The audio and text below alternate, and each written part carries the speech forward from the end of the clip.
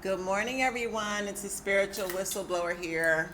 I had to grab my whistle. I haven't blown my whistle in a while. What's up? How are you guys doing? Happy Friday. We made it through the week. Yes. Before I get into the subject of this video, the topic,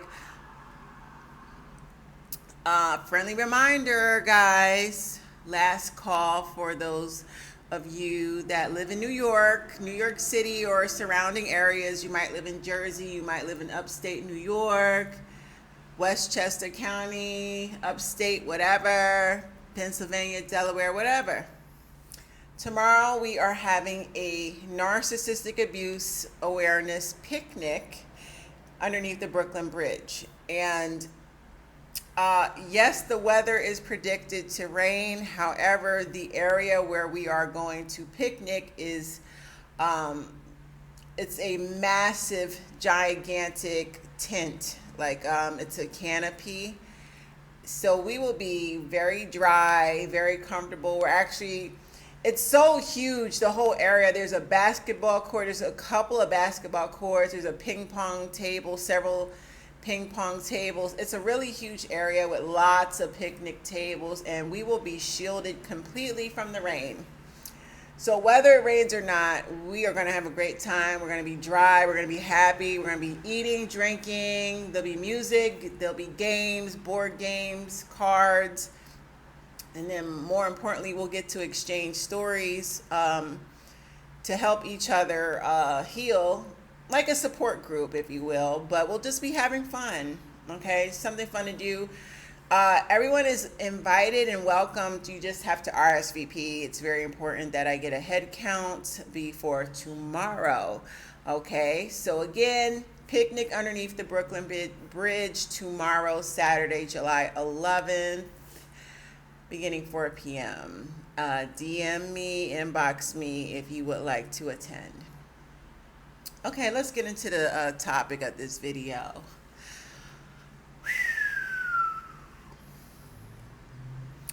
When someone is disrespecting you over and over again, when someone refuses to communicate like an adult, they choose to do things the childish way, they choose to gaslight you, to make you doubt yourself and make you feel crazy. They choose to deflect from the things you want to discuss because they want no accountability, nor do they have the communication skills to go in depth to have an adult conversation to bring resolution.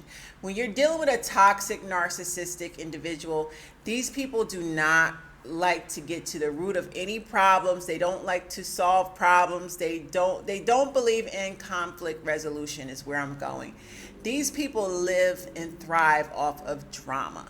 So you trying to have a discussion to bring closure or resolution will never happen with a narcissist. It just won't, because they're not about peace. They're not about resolving things. They thrive off of drama because drama is what it's their lifeline.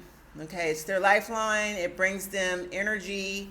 Remember, they're energy vampires, and they gotta suck energy from people constantly, no matter where they get it from.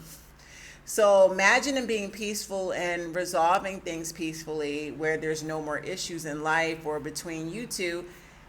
Where will they get the drama or the energy to feed their insecurities, feed their ego? So these people are not peaceful.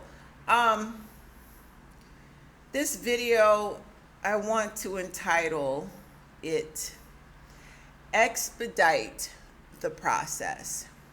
When you are in a relationship with a toxic, narcissistic abuser, they are already plotting to destroy you. They're plotting the breakup. They've already been cheating on you unbeknownst behind your back. They know how it's going to end up. They know you're going to be devastated. They know you're going to be blindsided. They know you're going to be angry. You're going to flip out. They're prepared. They've already prepared to combat, your response. They're already planning to tell everybody you're crazy. They already are planning to tell everyone you're the villain, because if you react emotionally, like you black out and you fight, or something really catastrophic happens where you act out of character, this individual is going to use that against you, to vilify you and make you look like you are crazy. But see, realistically, in the real world, there is something called temporary insanity.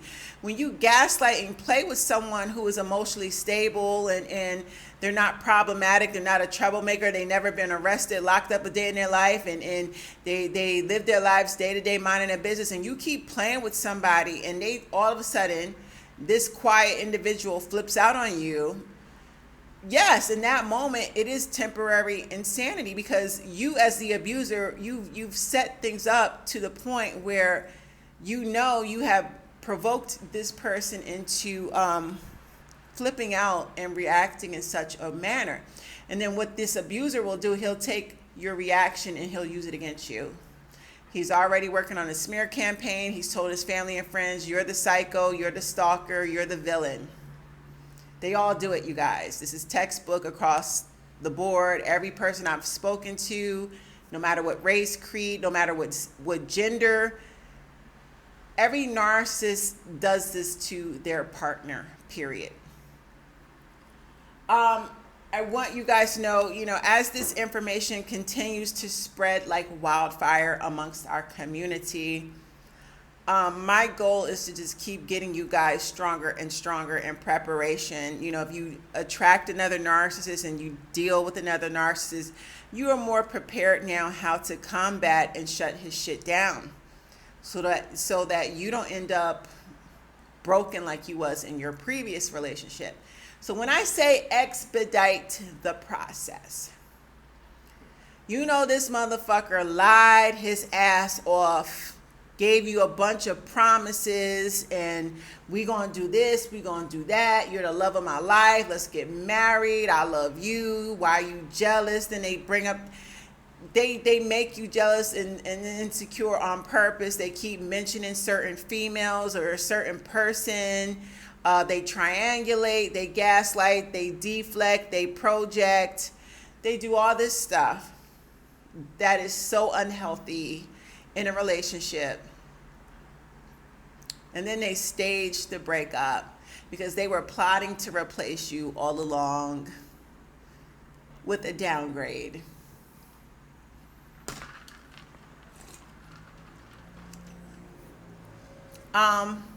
Expedite the process. If I had to do things, listen, I'm proud of myself. I look at all my past relationships and I handled things like a boss, but I always look back like, you could have did this better, you could have did that. My last relationship, he lied on me. He, like a true narcissist, he withheld some of my property. He had a Apple laptop of mine that he would not give back, and I said, give it back. I'll come pick it up. I don't care what you do, give me my shit back. I paid $1,200 for that. You don't get to keep my property. He wouldn't give it back. He kept saying, oh, I'll mail it back. He wouldn't have mailed it back. He needed a way to keep communicating with me after the breakup, and if he's holding on to my property, then he'll have a way to keep talking to me, and I wasn't having it. I was shutting everything down. So he would not give me my laptop back. So what I did, I waited the next day. I popped up to his job early in the morning when he comes into work, and voila. What did God do? What did God do? God exposed everything that I was suspicious of. His baby mother, who he was fucking behind my back, dropped him off to work. Me and him were living together at the time, and he didn't come home for the night. He lied and said he was in a hotel. I said, okay, well, let me come to the hotel and pick up my laptop. You can leave it at the front desk. I don't even have to look at you. Leave my shit at the front desk. I'll come pick my shit up. Fuck you.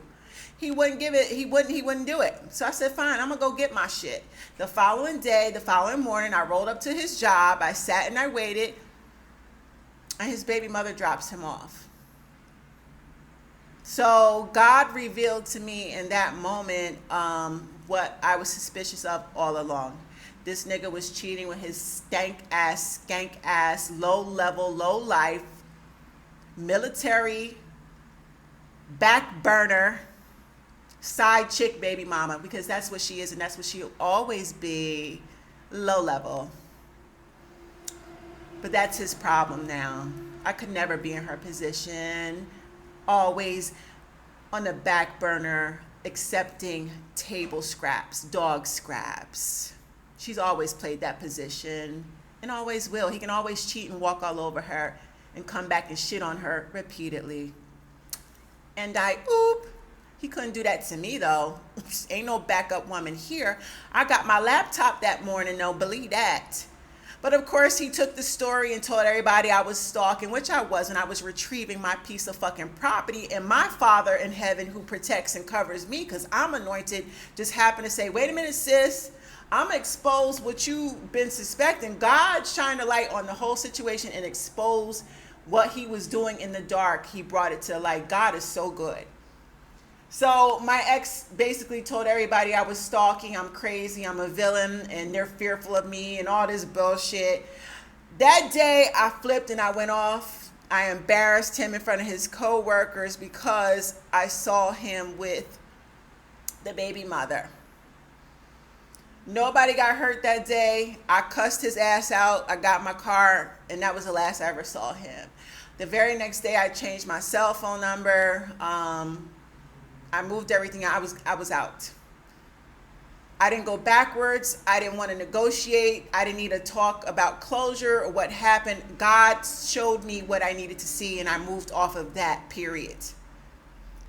When I changed my phone number, he continued to call my job.